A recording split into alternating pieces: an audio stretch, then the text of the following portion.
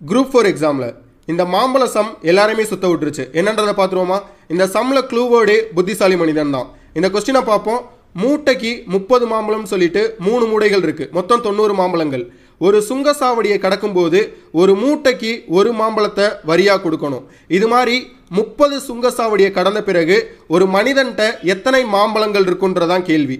முதல் சுங்கசாவடியை கடக்கும்போது 29 29 29. 10வது சுங்கசாவடியை கடக்கும்போது 20 20 20 இருக்கும். இங்கே தான் புத்திசாலித்தனமாக அவர் யோசிக்கிறாரு. இந்த 20 மாம்பழத்தை 10 மாம்பழத்தை இதில் கொட்டுறாரு, 10 மாம்பழத்தை இதில் கொட்டுறாரு. அப்போ 2 மூடைகள் ஆயிடுது. அப்போ 11வது சுங்கசாவடியை கடக்கும்போது இதில் 29 இதில் 29.